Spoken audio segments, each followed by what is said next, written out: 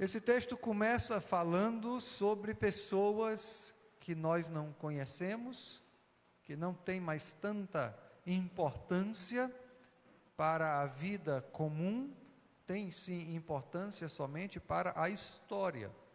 Nós vemos aqui duas figuras que aparecem como lideranças.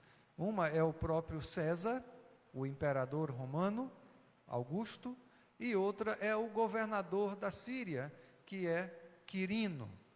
Dificilmente você vai usar essa informação no seu dia a dia, mas esses eram homens poderosos, eram homens importantes. E a pergunta, a reflexão para nós iniciarmos é: você já parou para pensar como é surpreendente o fato de que Deus ordenou de antemão, Ele pré-ordenou que o Messias nascesse em Belém? Conforme a promessa que nós vemos, a profecia de Miqueias.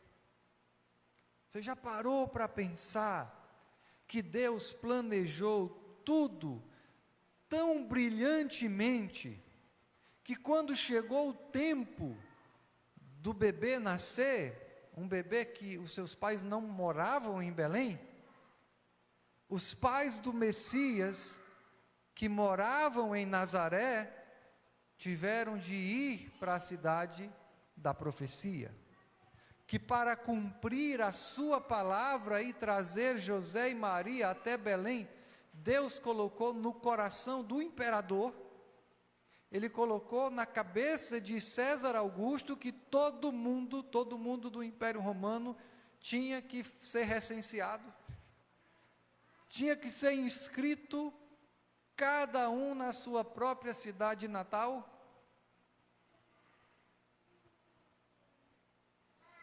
Você alguma vez já se sentiu, como eu muitas vezes já me senti, pequeno demais? Vocês já se sentiram insignificantes em um mundo de mais de 7 bilhões de pessoas? Vocês já sentiram que essa igreja é insignificante em um mundo de tantas mega igrejas? Você já se sentiu pequeno demais, onde todas as notícias são sobre grandes movimentos políticos, conquistas mundiais, movimentos econômicos que a gente não entende direito, movimentos sociais, em um mundo cheio de pessoas extraordinárias, pessoas com muito poder, pessoas com muito dinheiro, pessoas com muito prestígio. Se você já se sentiu assim, não deixe que esse sentimento, que esse pensamento te desanime, ou que ele te faça uma pessoa infeliz. Porque está claro na Bíblia que todas as forças políticas gigantescas do mundo e todos os grandes complexos industriais, empresariais, mesmo sem que eles saibam, estão sendo controlados por Deus. César Augusto não fazia ideia, Quirino tampouco.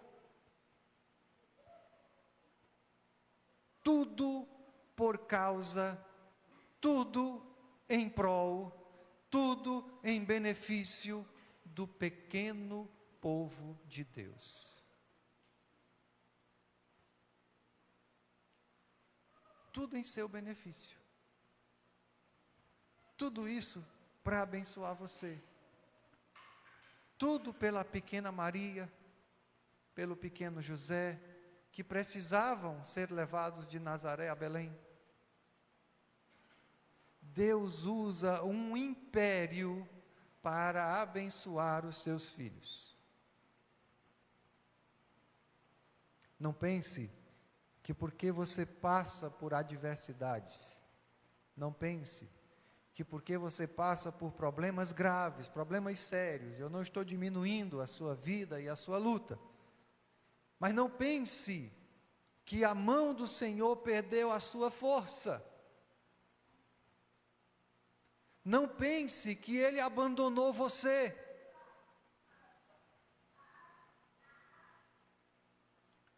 Não é a nossa prosperidade, irmãos, mas é a nossa santidade que Deus busca. É a nossa santidade que Ele deseja. E para que isso aconteça, Ele governa o mundo inteiro. É como diz o texto de Provérbios 21:1, o coração do rei é como um rio controlado pelo Senhor. Ele o dirige para onde quer. Ele é um grande Deus para pessoas pequenas como nós. Nós temos, irmãos, um grande motivo para nos alegrar, porque mesmo sem que saibam, todos os reis, todos os presidentes, todos os primeiros ministros, todos os chanceleres do mundo, seguem os decretos soberanos do nosso Pai Celeste. É disso que esse texto começa a falar. E você já entendeu que a mensagem hoje foi invertida. Começamos pela aplicação. Vamos expor esse texto do Evangelho de Lucas, aqui no capítulo 2, e nós vamos destacar 3 pontos que são importantes aqui, que saltam à vista no Natal. Primeiro ponto, a estrada para o Calvário. Estamos falando de Natal. É isso mesmo. Segundo ponto, não tenha medo. E terceiro, paz para quem? O primeiro deles, estrada para o Calvário. Os versículos de 6 a 7 de Lucas 2 dizem assim: enquanto estavam lá, chegou o tempo de nascer o bebê em Belém. E ela, Maria, deu à luz o seu primogênito. Primogênito quer dizer? Primeiro. O primeiro filho de Maria é Jesus, mas não o único. Envolveu-o em panos e o colocou numa manjedoura, porque não havia lugar para eles na hospedaria. E você conhece bem a história, tá? O que eu quero destacar aqui é que quando eu digo que Deus é soberano sobre tudo e sobre todos, talvez você pense, se Deus governa o mundo de tal forma, se Deus é tão poderoso assim, que Ele pode até usar um grande império, e nós estamos pensando no maior poder da época, o Império Romano, se Ele pode usar até um grande império para trazer José e Maria para Belém, Ele bem que poderia ter providenciado em instalações melhores, não? Ele bem que ele poderia ter providenciado um quarto numa pousada. José e Maria mereciam a suíte presidencial. Quem sabe procurar ali o quarto que tivesse a melhor vista, a melhor visão. Deus poderia? Sim. Não há dúvida, Ele poderia. E mais, Jesus também poderia ter nascido numa família rica, não poderia? Poderia, irmãos. Ele também poderia ter transformado as pedras em pães quando ele foi tentado no deserto pelo diabo, não poderia? Ele poderia ter invocado 10 mil, 20 mil, não sei lá quantos mil anjos para socorrê-lo no jardim do Getsêmani, não poderia? Ele poderia ter descido da cruz, quando um dos salteadores disse: tu não és o rei dos judeus? Salva-te a ti mesmo. Ele poderia, irmãos, a questão não é o que Deus poderia fazer, mas o que ele desejava fazer. A vontade de Deus era que, embora Jesus fosse rico, ele se tornasse pobre. Todas as placas de não há vagas, em todas as pousadas de Belém, foram colocadas por Deus. Eram da vontade de Deus. Pela vontade dele, Jesus se tornou pobre. Deus governa sobre todas as coisas, inclusive lotação de pousada. A estrada para o Calvário, irmãos, começou no não há vagas. Lá em Belém, Jesus começa a sua caminhada para o Calvário, quando ele ainda nem podia andar. E essa estrada termina com humilhação e zombaria em Jerusalém.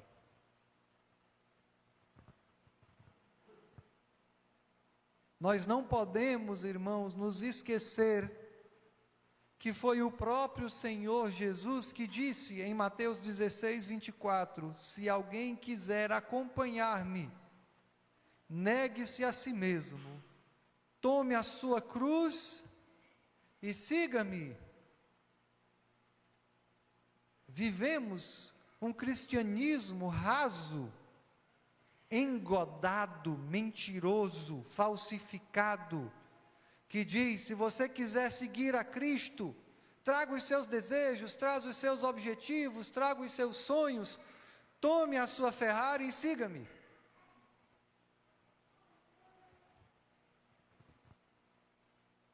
Nós nos unimos a Jesus na estrada para o Calvário.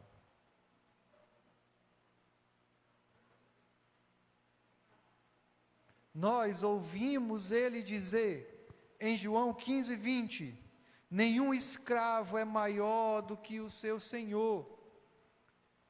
Se me perseguiram, também perseguirão vocês. Se obedeceram a minha palavra, também obedecerão a de vocês. E para todas as pessoas que respondem ao chamado de Jesus para ser discípulo, aqueles que respondem com muito entusiasmo: Senhor, está aqui minha vida, é tua, toma.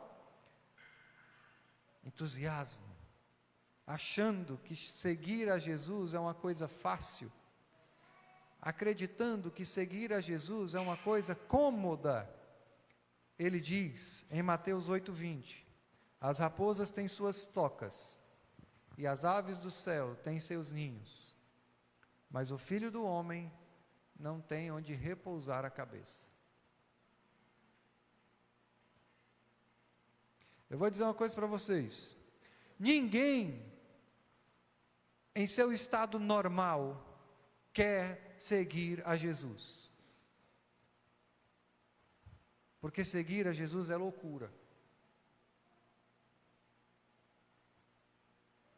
Somente aqueles que não são mais normais, somente aqueles que foram mudados, que foram transformados, que foram alterados pelo Espírito Santo, seguem.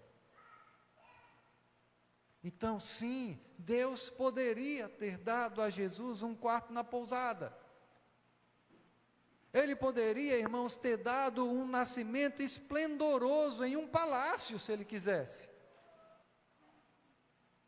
Mas isso teria sido contraditório.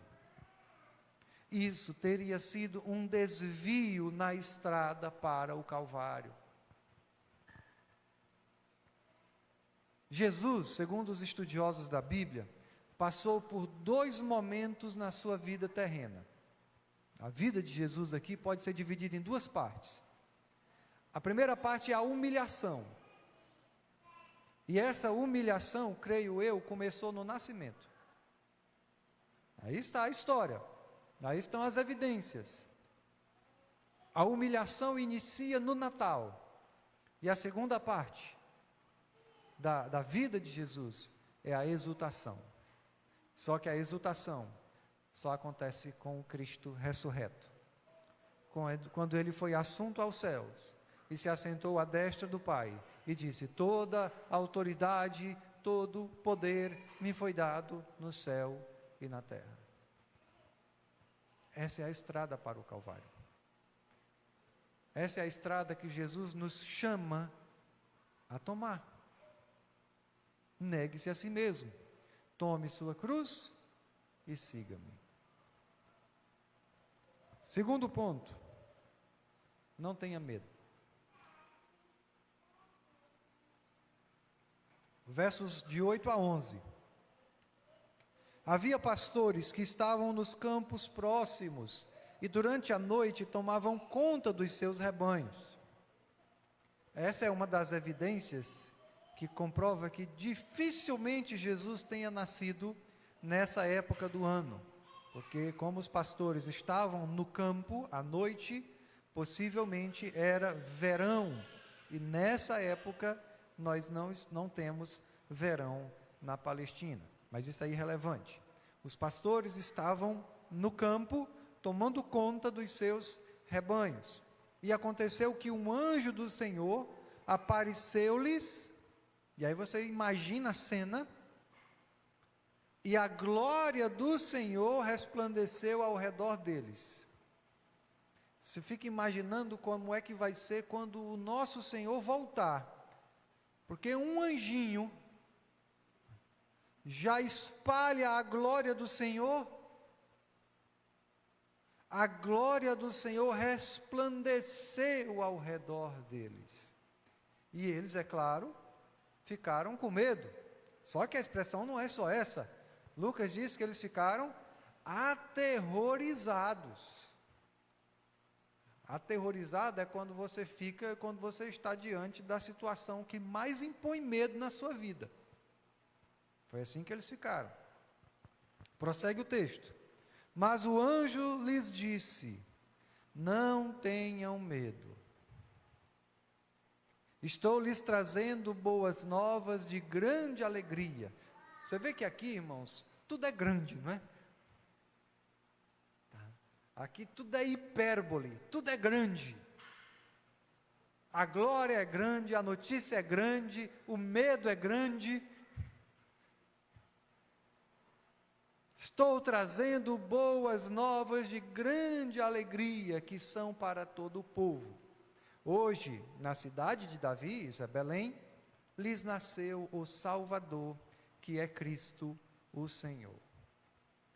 Esse anjo, que anteriormente foi identificado como Gabriel, foi o mesmo que disse para Zacarias: não temas. Foi o mesmo que disse a Maria: não temas. Foi o mesmo que disse a José: não temas. E agora ele está dizendo aos pastores: não tenham medo.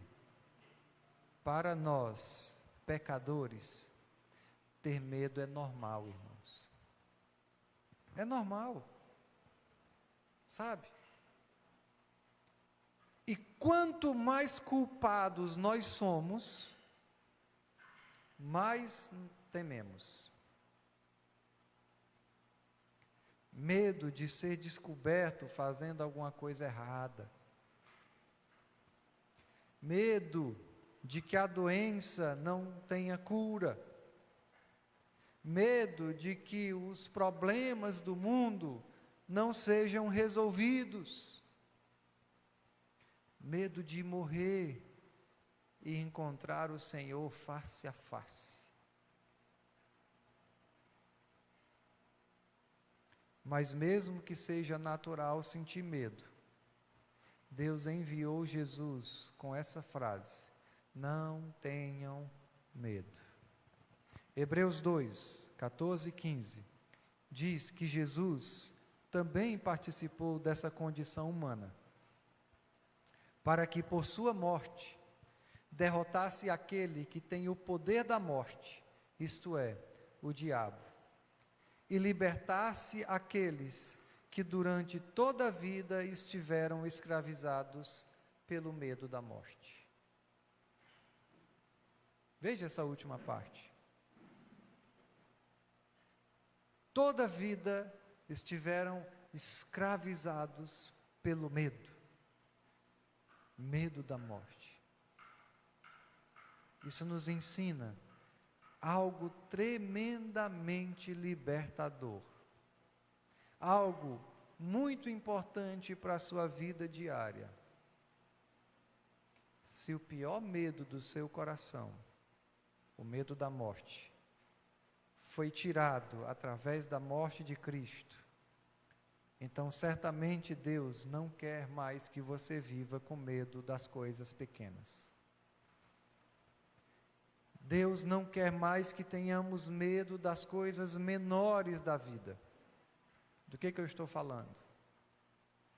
Insegurança no trabalho. Será que vai dar para pagar tudo? Será que vou fechar o mês? Isso é pequeno. Pandemias, doenças, aqueles que estão na escola, né? Falhar na prova, eita, será que eu vou conseguir? Ser rejeitado pelos amigos, ser rejeitado pela família.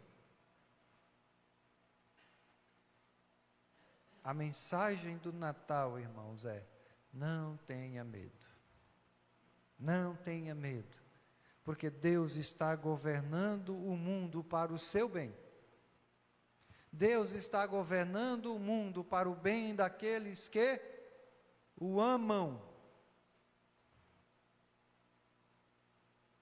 É por isso que Ele promete na sua palavra, lá em Isaías 41, 10, por isso não tema, pois estou com você. Não tenha medo, pois eu sou o seu Deus. Eu o fortalecerei. Eu o ajudarei. Eu o segurarei com a minha mão direita vitoriosa. Ele nos diz em Mateus 6, 25, portanto eu lhes digo, não se preocupem com as suas próprias vidas, quanto ao que comer ou beber, nem com os seus próprios corpos, quanto ao que vestir. Não é a vida mais importante do que a comida, e o corpo mais importante do que a roupa?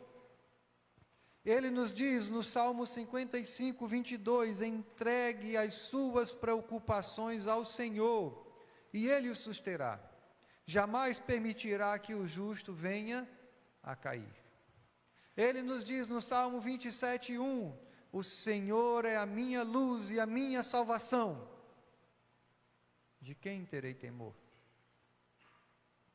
O Senhor é o meu forte refúgio. De quem terei medo? No lugar do medo, Jesus coloca a alegria. Porque ter fé em Jesus sem alegria é uma grande contradição. O apóstolo Paulo resumiu o objetivo do seu ministério escrevendo a carta da alegria, a carta aos Filipenses. E ele disse que ainda estava vivo no corpo, Ele disse: irmãos, o motivo pelo qual eu estou vivo, Filipenses 1:25. Eu estou vivo para o seu progresso e alegria na fé.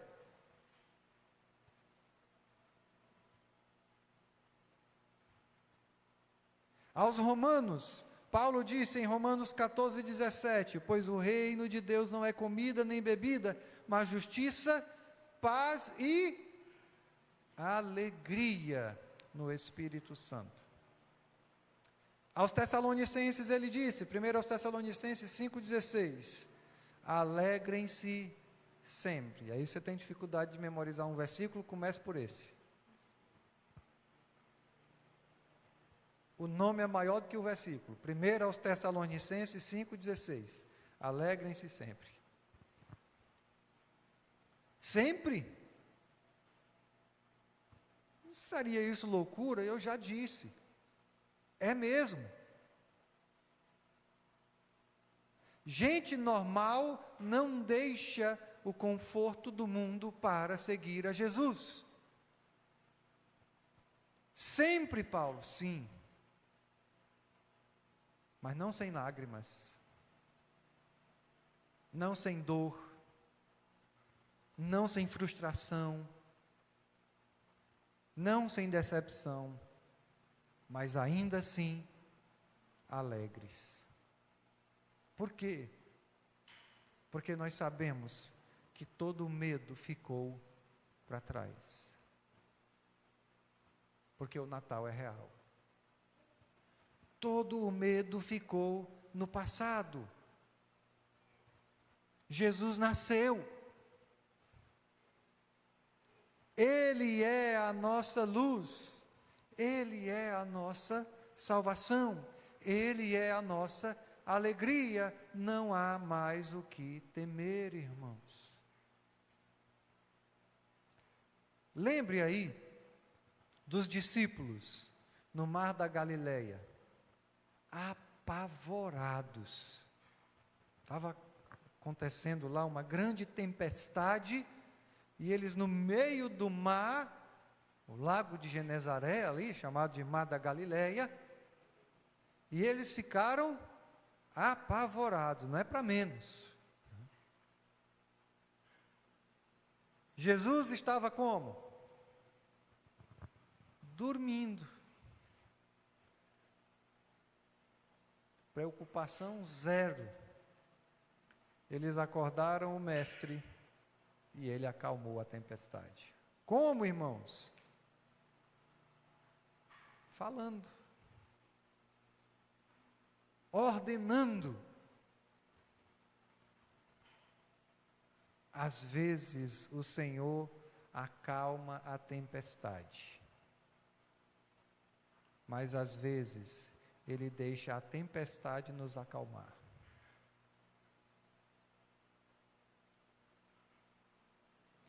Às vezes, Ele usa a tempestade para nos fazer retroceder, para nos fazer voltar, para fazer com que você volte a trilhar a estrada do Calvário. Então, não vamos simplificar demais as coisas. Alguns evangélicos e igrejas dizem: se você está passando por tanto problema assim, você só pode estar em pecado. Deus te deixou, Deus está infeliz com você, Deus está insatisfeito com você, e assumem o papel dos amigos de Jó. Não simplifique demais as coisas de Deus. Não é errado chorar, irmãos. Chorem com os que choram. Mas mesmo em meio ao pranto, existe uma alegria que está enraizada nos corações dos filhos de Deus. E essa alegria é liderada, é governada pelo amor. Pelo amor de Deus. E isso acontece porque nós temos a certeza da salvação. Nós temos a garantia de que todos aqueles que creem em Jesus Cristo não estão mais sob condenação, já passaram da morte para a vida, das trevas para a luz, e Jesus disse que estes têm a vida eterna. Por isso, não é possível crer em Jesus e ser infeliz. Não é. Não é possível crer em Jesus e não se alegrar em Jesus. Não é possível crer em Jesus e viver no murmúrio, na queixa sem fim. Não dá para ter fé genuína e não ter a alegria da salvação de Deus. Jesus tirou o medo dos nossos corações e colocou a alegria. Terceiro ponto. Paz para quem? Somente o versículo 14 de Lucas 2. Aqueles anjos anunciam, louvando a Deus, e dizem: glória a Deus nas alturas, e paz na terra, aos homens aos quais Ele concede o seu favor. Paz para quem? Irmãos, o Evangelho de Jesus é o que desvenda os nossos olhos, é o que abre os nossos olhos. O Evangelho é a boa nova de salvação, é uma boa notícia, mas o Evangelho também pode trazer más notícias. E nós encontramos essa má notícia no louvor dos anjos. Paz na terra aos homens aos quais Ele concede o seu favor. A paz não foi dada aos homens que não têm a boa vontade de Deus. A paz na terra não foi dada aos homens que são justos por si mesmos. A paz na terra não foi dada aos homens que são os melhores religiosos. A paz na terra é dada aos homens, aos quais Deus está inclinado a favorecer. A tradução literal dessa frase é a seguinte: paz existe em terra entre pessoas divinamente aprovadas. Melhorando a tradução, paz na terra para as pessoas aprovadas por Deus. Paz entre as pessoas com as quais Deus está satisfeito. E aí agora você ficou preocupado, porque você diz: será que Deus está satisfeito comigo? O que eu preciso fazer para satisfazer a Deus? Como satisfazer a Deus? Hebreus 11:6 diz que sem fé é impossível agradar a Deus, pois quem dele se aproxima precisa crer que Ele existe e que recompensa aqueles que o buscam. Isso quer dizer que Jesus não trouxe paz para todas as pessoas do mundo. Ele é a paz somente para aqueles que creem, somente para aqueles que têm fé genuína. Em João 3,19, nós lemos o seguinte, e foi o que vimos no domingo passado: esse é o julgamento, disse Jesus. A luz veio ao mundo, mas os homens amaram as trevas e não a luz, porque as suas obras eram más. É como o velho Simeão, que teve a alegria de ver o menino, e disse para o menino Jesus, em Lucas 2, lá na frente, versículo 34, este menino está destinado a causar a queda e o soerguimento de muitos em Israel, e a ser um sinal de contradição, de modo que o pensamento de muitos corações será revelado. Foi isso que você viu domingo. Quando Jesus veio ao mundo, ele revelou o que há no seu coração, ele iluminou você. Quantas pessoas, irmãos, olham para o Natal e não veem nada disso? Eu estava com os meninos no shopping, e aí eles passando por aquela decoração natalina, e diz: pai, está tudo errado. Cadê Jesus aqui nesse negócio? Antigamente você ainda via um presépio, não é? Algo que simbolizava. Hoje nem isso mais, irmãos. Não tem mais. Quantas pessoas estão agora fazendo tanta coisa, talvez com as suas famílias, talvez com seus amigos, mas nada disso tem coisa nenhuma a ver com Jesus.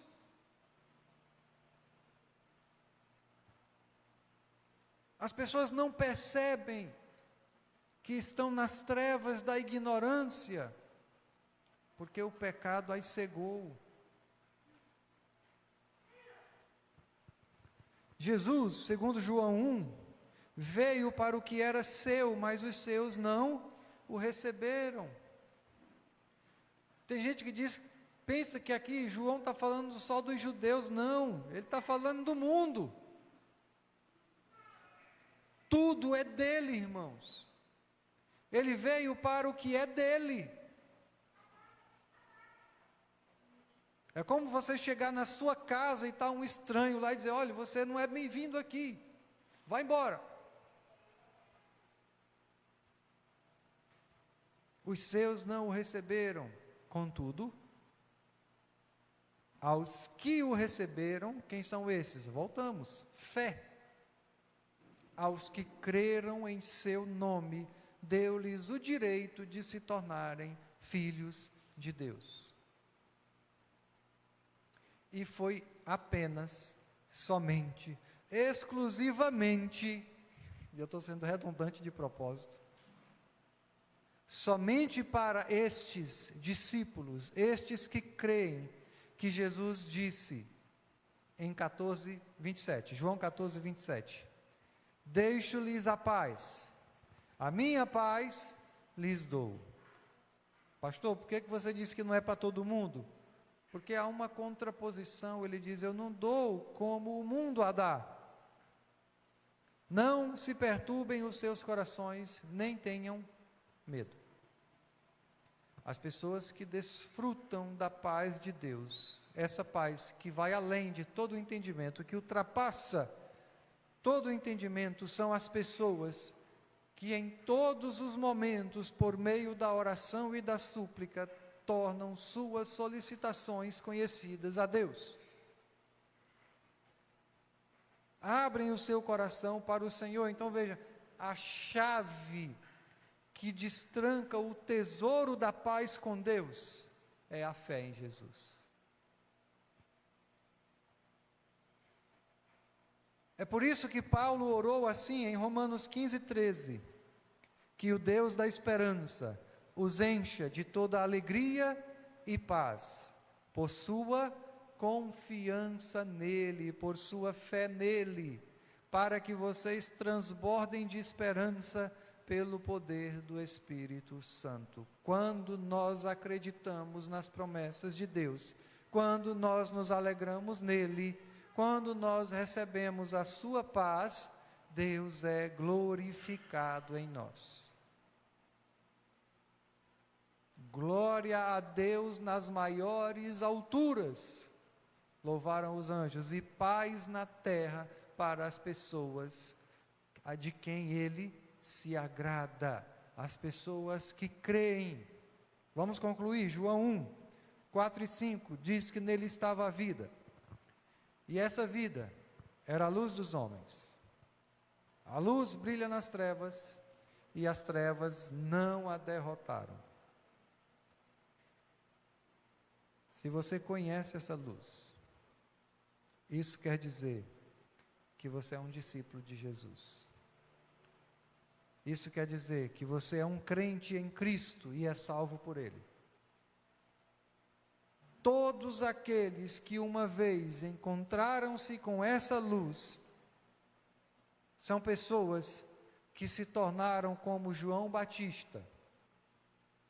Ele era uma testemunha para testificar acerca da luz, a fim de que por meio dele os homens crescem. Nós conhecemos essa luz e nós testemunhamos dela. Nós fomos libertos das cavernas escuras do nosso pecado para espalhar ainda mais essa luz. Fomos libertos da culpa, do medo, para a luz da graça de Deus. O que nós podemos fazer para espalhar ainda mais essa luz? Devemos andar como Ele andou, viver como Ele viveu, ser discípulo, aquele que segue os passos de alguém. Eu quero terminar com essa frase. O saudoso Tim Keller escreveu o seguinte: essa é a verdadeira mensagem do Natal. O mundo não pode salvar-se a si mesmo. Foi por isso que ele nasceu. Foi por isso que ele veio. E é por isso que nós dedicamos toda a honra, toda a glória, todo o louvor ao nosso Jesus, ao nosso Salvador, ao nosso Redentor. Que o Senhor nos abençoe.